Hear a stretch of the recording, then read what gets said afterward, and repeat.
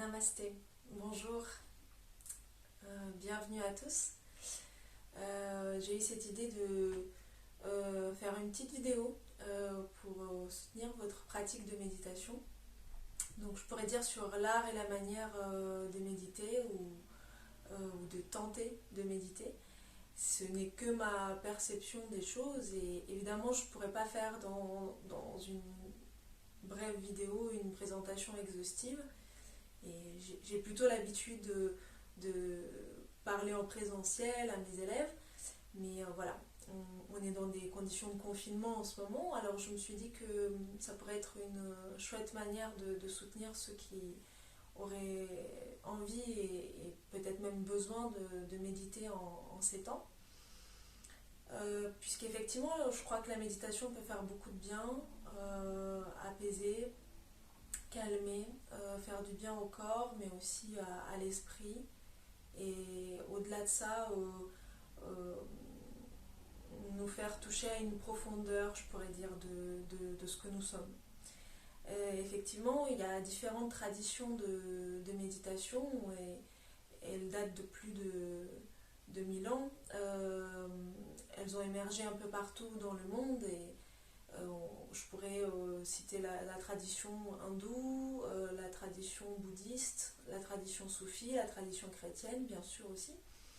Il y a effectivement aussi la tradition moderne, plus occidentale, de la méditation. Elles sont toutes bonnes. Le tout, c'est de trouver celle qui vous correspondrait le plus, je pourrais dire. Donc cheminer autour de diverses lectures, de différents enseignants et maîtres de méditation.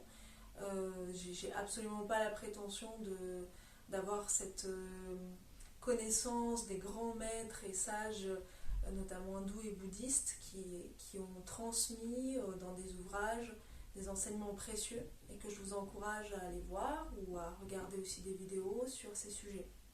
En tout cas, ce que je pourrais vous dire sur le pourquoi on peut méditer, on peut avoir diverses intentions et aspirations. Il est clair que c'est intéressant de se poser la question, effectivement, pourquoi là vous avez décidé de vous poser sur un coussin et de tenter de méditer.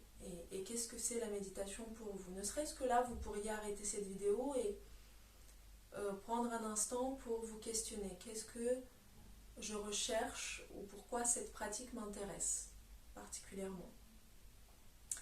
Je pourrais dire que cette pratique pourrait avoir plusieurs aspects. J'en vois deux majeurs. Je pourrais dire qu'il y a l'aspect plus individuel et il y a l'aspect plus moins relatif, plus absolu de cette pratique. Dans l'aspect plus relatif, je pourrais mentionner tous les bienfaits qui ne sont plus à prouver aujourd'hui de la méditation. Donc la science est même venue aujourd'hui confirmer les multiples bienfaits de la méditation sur le corps, le mental, les émotions. Donc effectivement, ça, pour n'en citer que certains des bienfaits, par exemple, ça stimule le système immunitaire, ça diminue les problèmes cardiovasculaires, ça permet de diminuer les douleurs chroniques, ça permet de diminuer le stress, de libérer de la sérotonine, donc ça accroît le niveau de bien-être, de bonheur, le sentiment de paix intérieure. Voilà, ça permet aussi effectivement de gérer mieux tout ce qui est, je pourrais dire gérer entre guillemets, mais en tout cas instaurer un équilibre au niveau émotionnel, qui est moins de fluctuations, qui est plus de quelque chose de plus facile à traverser au quotidien. Donc ça c'est vraiment extrêmement non exhaustif comme présentation des bienfaits, mais je vous encourage plutôt à voir qu'est-ce qui vous emmène à vous intéresser à ça et comment effectivement en pratiquant de façon régulière la méditation peut apporter de grands bénéfices. vraiment, je le confirme d'expérience personnelle. Euh, voilà, du point de vue relatif, effectivement, ça permet un équilibre du corps avec l'esprit, donc l'esprit compris comme le mental, l'émotionnel, euh, toutes nos pensées, mais aussi toutes nos émotions, nos sentiments. Et puis aussi l'équilibre avec quelque chose de plus subtil, énergétique. Sur un plan plutôt plus absolu, je pourrais dire, la méditation telle que perçue par les anciens, euh, dans la manière plutôt traditionnelle de percevoir la méditation, c'est la voie pour, je pourrais dire, se connaître et se réaliser. Donc la voie pour se poser la question qui suis-je, la question fondamentale que les philosophes occidentaux mais aussi orientaux se posent depuis le début des temps, et à laquelle dans la méditation on ne recherche pas à apporter une réponse mentale, mais plutôt une réponse expérientielle, c'est-à-dire vivre la réponse. Donc c'est l'occasion de plonger dans une expérience singulière, unique. La méditation, je pourrais dire que c'est un état de fascination. Euh, et aussitôt que on se dit qu'on était en état de méditation, euh, on peut être sûr qu'on n'y est plus. Donc c'est un état, je pourrais dire même, où il n'y a plus de conscience de la conscience elle-même. Maintenant, pour rentrer effectivement un peu plus dans l'explication de comment je perçois la méditation et de ce que moi j'en ai compris aussi de la transmission de Patanjali, qui est on dit la personne qui a systématisé le yoga, donc qui a recueilli tout cet ensemble de traditions dans un ouvrage, les Yoga Sutras, qui fait la distinction entre la concentration et la méditation. Donc dans les deux pratiques, je pourrais dire qu'il y a le sujet de la méditation, donc je pourrais dire que je suis le sujet de la concentration, de la méditation, et je vais avoir un objet de concentration ou de méditation. Donc dans la concentration, cet objet, et dans les deux d'ailleurs, cet objet peut être extérieur ou intérieur. Donc je vais pouvoir fixer par exemple une bougie, un objet extérieur, donc une bougie, une fleur, une image particulière qui nous inspire. Je pourrais fixer aussi un point plus intérieur, par exemple le cœur, comme organe physique, mais aussi comme point énergétique. Je pourrais fixer aussi les différents centres énergétiques pendant la concentration, la méditation. Alors dans la concentration, je pourrais dire que c'est une façon d'avoir une attention extrêmement tendue vers un point, donc vers ce point, vers cet objet de la concentration. Et donc il y aura à faire un effort renouvelé d'attention vers cet objet. Voilà, ça c'est la concentration. Dans la méditation, on passe un petit peu à l'étape d'après, c'est-à-dire que le sujet et l'objet fusionnent. Quelque part, je regarde l'objet sans qu'il y ait d'effort nécessaire à l'observer, à même être avec, jusqu'à presque être fasciné par cet objet. Donc l'objet devient objet de fascination. Il n'y a plus aucune pensée si ce n'est cette présence à. Donc soit au cœur, soit à la lumière de la bougie. Et l'étape suivante, et c'est un petit peu ça quand même l'idée dans ces pratiques méditatives, c'est que on tend vers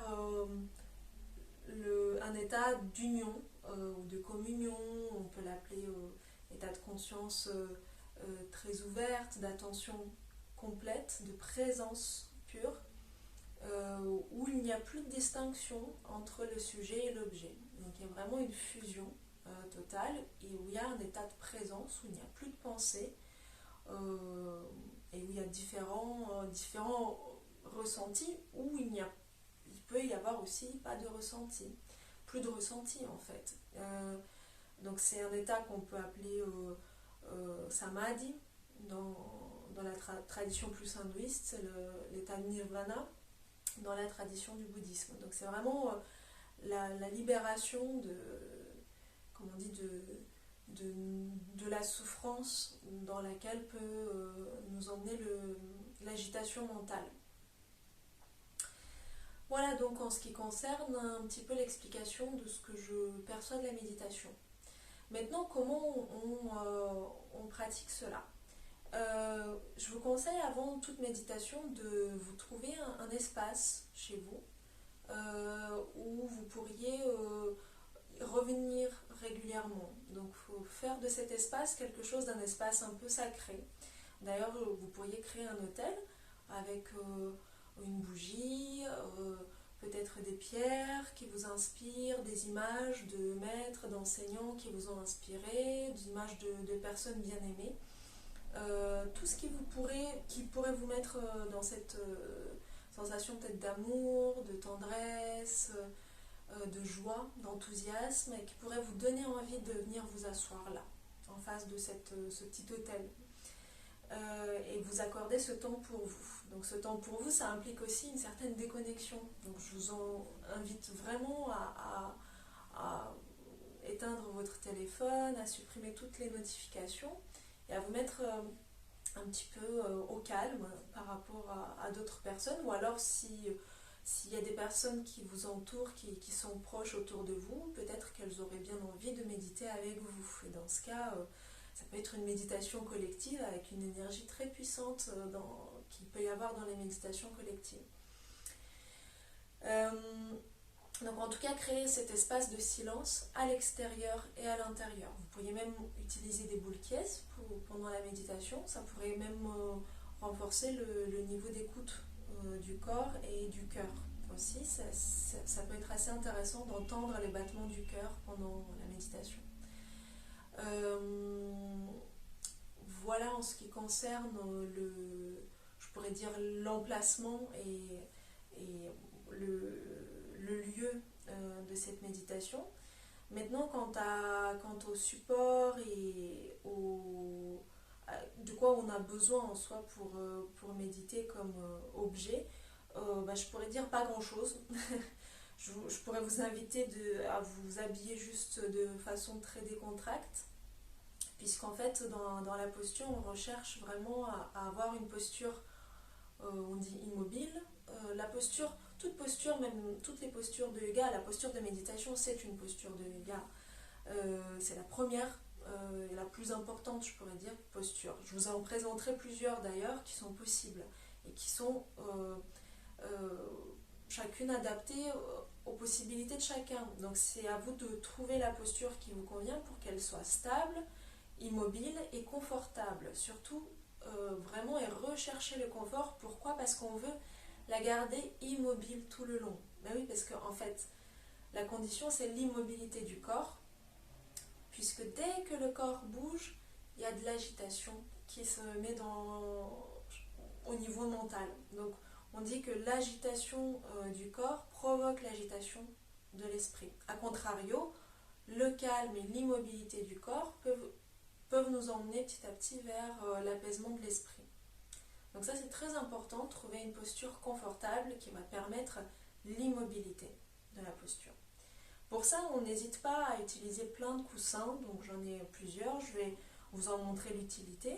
Là, par exemple, j'ai un coussin de méditation sous les fessiers, mais c'est absolument pas obligatoire. On pourrait très bien prendre un livre ou aussi une cale, si vous avez, mais aussi un gros livre, et par exemple poser un coussin par-dessus.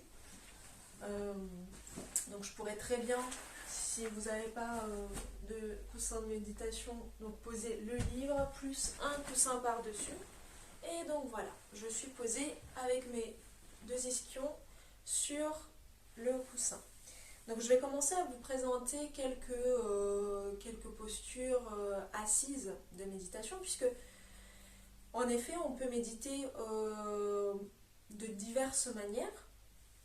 Euh, une des conditions qui favorise l'état méditatif et qui est plutôt importante, c'est d'avoir la colonne vertébrale droite, alignée et bien étirée. Pourquoi? Parce que, surtout dans la tradition yogique, on indique que le long de la colonne vertébrale s'étire ce canal énergétique principal qu'on appelle Sushumna Nadi, et le long duquel s'éveille cette énergie de vie. On dit qu'il y a le serpent de vie de la Kundalini qui s'éveille et qui peut emmener cette conscience qui est plus basse vers des niveaux plus hauts de conscience. Donc on va vouloir sublimer cette énergie, la transformer du bas jusqu'en haut. Mais pour ça, il faut que ce canal soit dégagé pour que l'énergie puisse circuler et qu'il y ait un processus qu'on appelle un processus de purification, Nirodha Parinama, qui se produit le long de ce canal et qui permet l'ouverture des points énergétiques, des chakras, et puis une ascension petit à petit du niveau de conscience. Ça, c'est la perspective yogique, mais dans d'autres traditions aussi, on indique que de toute façon, il est bon d'avoir la colonne vertébrale droite, puisque ça va nous permettre aussi de tenir éveillé. Effectivement, ce qui pourrait être un obstacle à la méditation, et vous allez voir que effectivement sur le parcours méditatif on peut se confronter à plein d'obstacles, mais c'est pas forcément une pratique qui est facile, et que ça peut nous emmener dans des états de conscience élevés, dans un état de présence extrêmement agréable et paisible, mais que ça demande effectivement du travail, de la discipline et des moments peut-être de difficulté.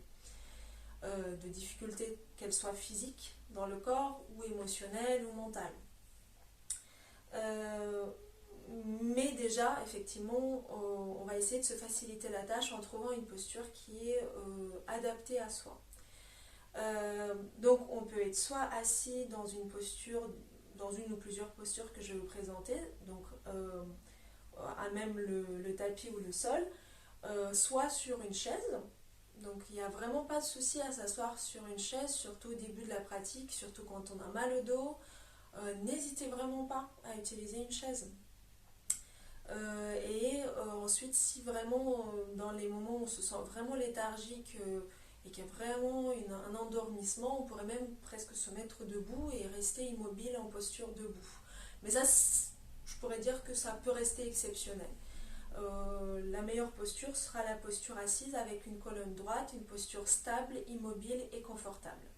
Donc la première posture que j'ai envie de vous présenter aujourd'hui, c'est une posture toute simple où on va donc d'abord effectivement trouver une bonne hauteur d'un coussin, donc soit un livre, soit une cale avec un coussin par-dessus, soit vous avez un zafu, un coussin de méditation. Donc c'est, je pourrais dire, une épaisseur d'une dizaine de centimètres, mais après si vous avez besoin de plus, n'hésitez pas. L'idée c'est d'avoir le bassin plus élevé que les genoux, et que les genoux aillent vers le sol, et que de préférence les deux genoux puissent toucher le sol. Moi par exemple le genou droit était un petit peu plus élevé, donc je mets une couverture sous le genou droit, comme ça je peux avoir les deux genoux à avoir un appui au sol avec les deux genoux. Ça permettra à ce que la bascule donc pelvienne aille vers la bascule du bassin aille vers l'avant. Donc il y a cette petite bascule qu'on opère vers l'avant. Vous pouvez le sentir en attrapant ici les os iliaques et faire ce mouvement de bascule vers l'avant, et puis de permettre une cambrure naturelle dans le dos. Donc effectivement, en fait, on cherche pas à forcément gainer, même s'il peut y avoir un petit peu de gainage à un certain moment, mais on cherche quand même à se décontracter avec une posture naturelle de la cambrure du dos. Donc il y a une petite cambrure ici en bas du dos et on ne cherche pas à la casser. Au contraire, on cherche à trouver cette posture qui nous est naturelle et qui nous est confortable. Pour trouver cette assise qui nous est bonne et confortable, je vous propose une première posture possible. Donc il s'agit d'abord, vous allongez les jambes, Voilà, vous pouvez tirer un petit peu la chair sous les fessiers, sentir comment vos ischions sont bien ancrés sur le coussin. Et vous allez plier un genou d'abord, celui qui vous vient naturellement, et poser le pied sous la cuisse opposée, tout simplement. Et ensuite, on va plier l'autre genou et glisser le pied sous le tibia opposé. Donc on se retrouve avec les deux pieds sous les deux cuisses opposées réciproques. Là, moi je me retrouve avec les deux genoux très élevés par rapport au sol. Donc je peux très bien ajouter des supports en dessous de chaque genou. Ça peut être un support solide comme ça peut être un support souple. Donc là, j'ai les deux genoux qui sont appuyés sur un support, donc il n'y aura pas trop de douleur dans les genoux, on espère. On n'est pas à l'abri à ce qu'il y ait de douleurs qui apparaissent dans la méditation de toute façon. Il s'agira d'être présent à tout ce qui émerge, mais ça ce sera l'objet d'autres vidéos. Et donc ici, je peux sentir que j'ai un dos à peu près droit, même si ça laisse place quand même à une cambrure qui m'est naturelle. Au niveau des gestes des mains, pour chaque posture, je vais vous proposer d'adopter donc les mudras. Les gestes des mains sont importants aussi parce que ça appelle une certaine énergie dans la méditation. Par exemple, donc, pour vous en présenter que deux aujourd'hui, on a le geste qu'on appelle Chin Mudra, donc c'est le geste de la conscience, index contre pouce, et les mains vers le haut, posées sur les genoux, tout simplement. On peut même détendre un peu les doigts. Et donc ça, c'est un geste qui appelle une énergie plus reliée aux énergies, je pourrais dire, plus cosmiques, aériennes, à des méditations plus désincarnées. En revanche, si on souhaite des méditations un peu plus incarnées, plus reliées à la Terre, on va inverser le mouvement. Donc le geste va se retourner vers le corps. Donc on va avoir les mains posées sur les genoux. Toujours index contre pouce qui forme un cercle. Et donc ça c'est le geste de la connaissance, Jnana Mudra. Et c'est vraiment un geste plus ancrant qui nous relie au chakra de la terre, Muladhara, au niveau du périnée, et qui permet aussi cet éveil de la circulation de l'énergie depuis le chakra racine vers le haut. Donc ça peut être intéressant. Testez chacun des gestes, mais une fois que vous avez adopté le geste pour toute la méditation, gardez-la. Oui, ce que j'ai pas pensé à vous mentionner, c'est aussi, lorsque vous commencez à méditer, pensez surtout au début, à déterminer un temps de méditation et à vous y tenir. Donc à mettre peut-être un chronomètre, un minuteur, et même si par moments ça commence à être costaud et difficile, de rester dedans et de voir avec curiosité qu'est-ce qui peut se passer pour vous.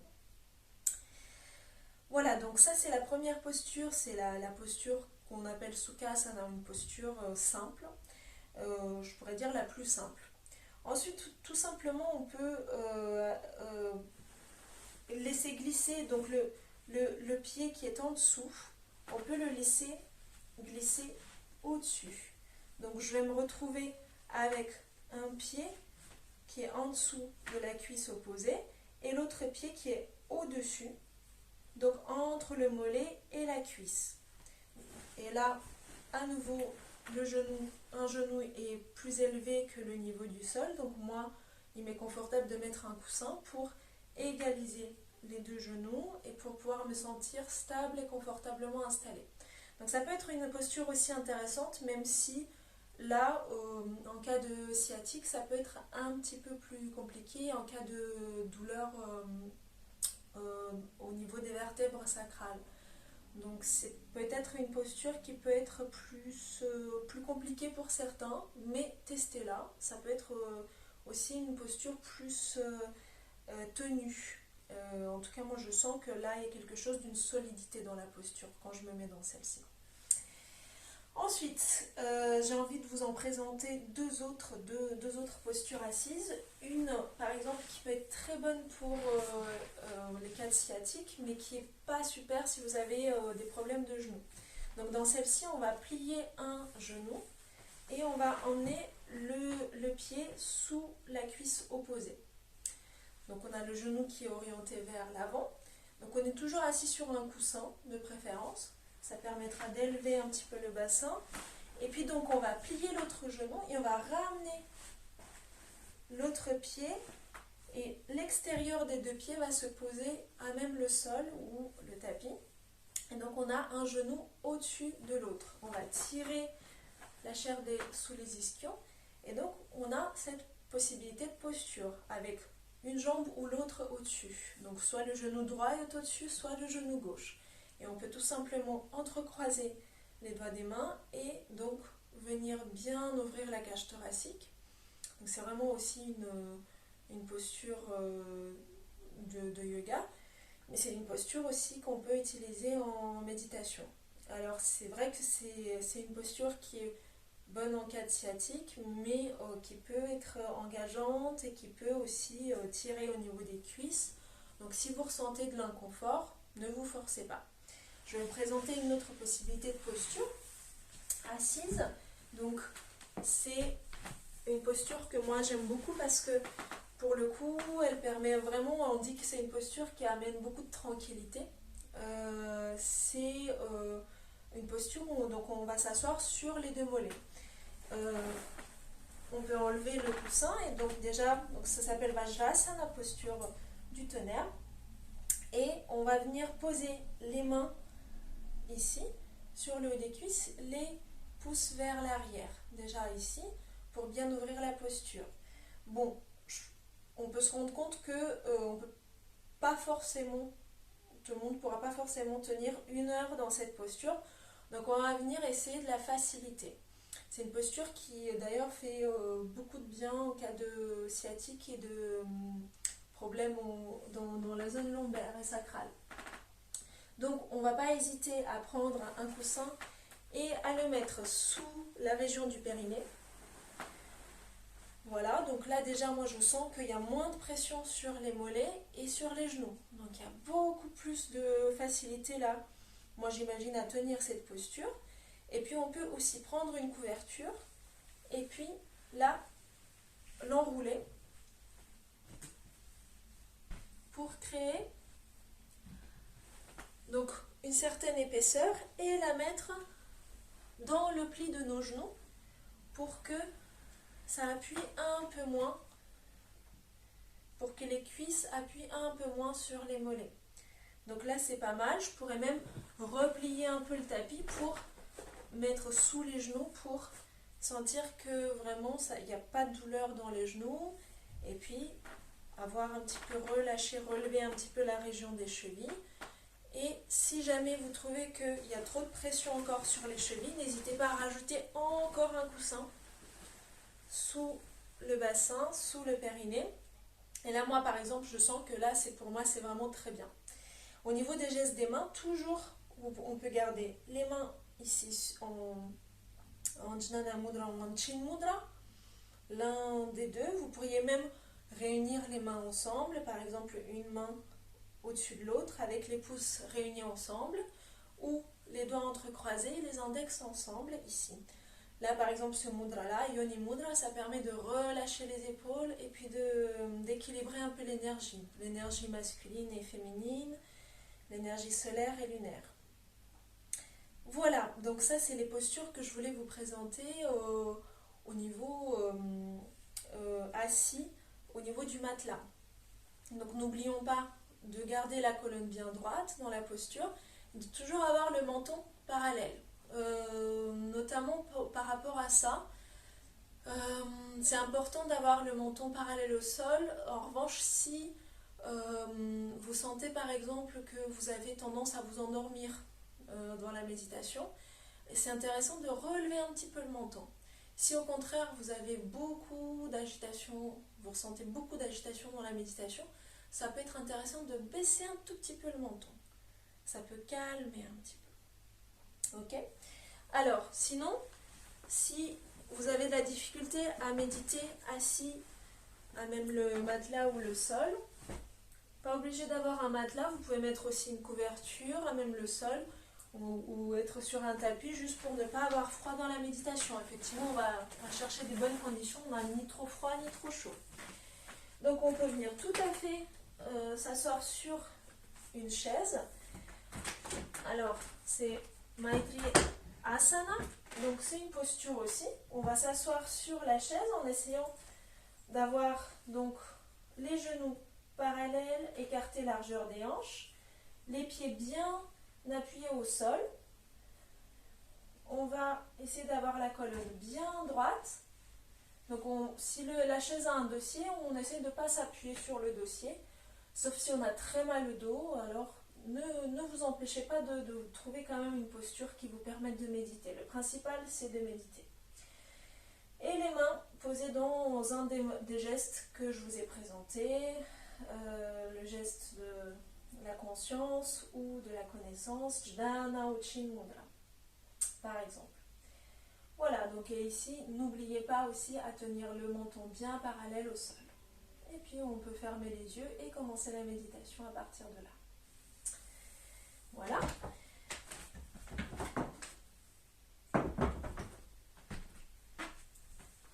Donc, maintenant que je vous ai présenté un petit peu les postures, qu'est-ce que je pourrais vous donner d'autre comme précision? Une fois qu'on est installé dans la posture de méditation, ce serait important de aussi faire quelques exercices d'échauffement. Alors, même avant que la posture de méditation soit bien établie, donc pour réchauffer un peu la région des genoux, la région des hanches et autour du bassin, la région du cou, relâchez ici les épaules. Donc, je vais vous montrer quelques exercices que vous pourriez faire si vous en avez envie.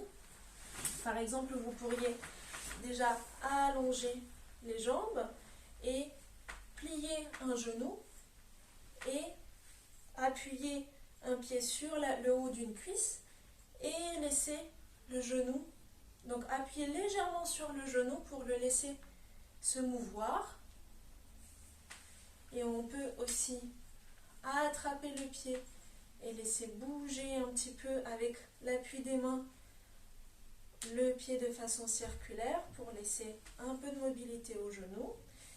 Pareil de l'autre côté, donc on appuie le pied sur le haut de la cuisse et on laisse le genou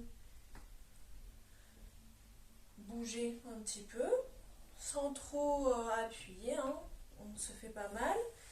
Et donc on peut laisser tourner le pied de façon circulaire.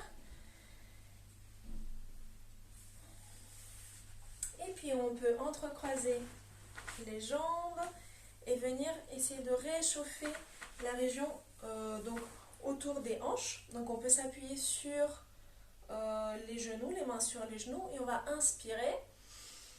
Et on va expirer en allant vers le sol, le dos le plus droit possible. Et on tourne vers l'arrière, on se retient avec les genoux, on inspire. Et on bascule vers l'avant, on tourne dans la direction des aiguilles d'une montre d'abord. Inspire vers l'arrière. Et expire vers l'avant. Inspire vers l'arrière. Expire vers l'avant. On change de sens. Inspire. Expire. Tourne autour des hanches. Inspire et expire. Encore une fois, inspire. Expire. Et reviens au milieu. Et on va venir échauffer un petit peu la région des épaules. Donc on peut tourner les épaules vers l'arrière. Inspire. Expire. Inspire. Expire. Dans le sens inverse, vers l'avant, inspire. Expire. Inspire. Expire. Bien sûr, chaque exercice, vous pouvez le faire plus longuement. Je vous montre juste des exemples d'exercices ici. Ensuite, on peut laisser tourner la tête. Donc faire des exercices, des mouvements circulaires avec la tête dans la direction des aiguilles d'une montre, puis dans l'autre direction. Donc on va commencer dans la direction des aiguilles d'une montre, coordonné avec la respiration, ça peut être intéressant. On laisse, donc on peut fermer les yeux pendant tout le long des exercices d'échauffement. Le menton se relâche vers la poitrine, on inspire, on tourne vers l'épaule droite. Tout doucement et en conscience, on continue de tourner, expire vers l'épaule gauche. Continue de tourner, inspire épaule droite avec le nez. Expire vers l'épaule gauche, toujours avec le nez. Inspire à droite. Expire à gauche, relâche les épaules et change de direction lorsque le menton atteint la poitrine. Inspire vers l'épaule gauche. Continue de tourner, expire vers l'épaule droite. Continue, inspire gauche. Et expire à droite. Encore une fois, inspire à gauche. Et expire à droite. Dès ici, prenez le temps de prendre conscience de qu'est-ce que ça fait dans le corps déjà. Est-ce que ça détend, ça permet de relâcher, circuler l'énergie, particulièrement peut-être dans le haut du corps, au niveau des épaules, de la gorge. Et on va commencer à étirer maintenant la région du torse. Donc on va commencer à basculer de chaque côté, d'abord avec le bras droit. Donc on va inspirer, lever le bras droit au-dessus de la tête. Expire, bascule vers la gauche. Inspire, reviens au milieu. Expire, rebascule vers la gauche. Reviens au milieu, inspire. Et expire vers la gauche. Reviens au milieu et on va faire de l'autre côté. Inspire, lève le bras gauche. Et expire vers la droite. Bascule. Inspire au milieu. Et expire vers la droite. Et tire à fond le flanc gauche. Inspire au milieu. Et expire vers la droite. Ok, on relâche les deux bras. Et dernière proposition d'exercice d'échauffement, on entrecroise les doigts des mains, on ouvre vers l'extérieur les paumes des mains et on étire vers le haut. On inspire à fond, on étire le torse. On expire vers la droite. Inspire au milieu.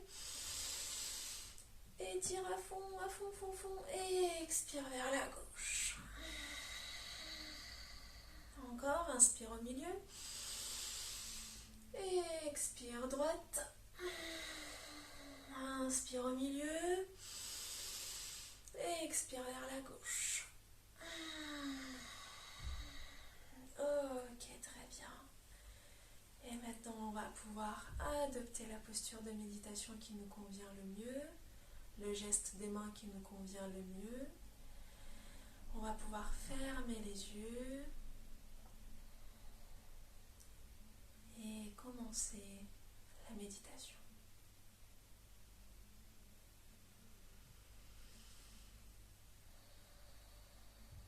Namasté.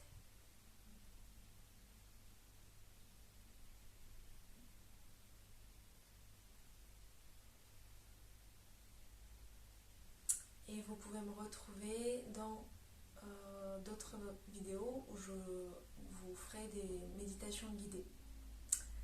À bientôt. Merci.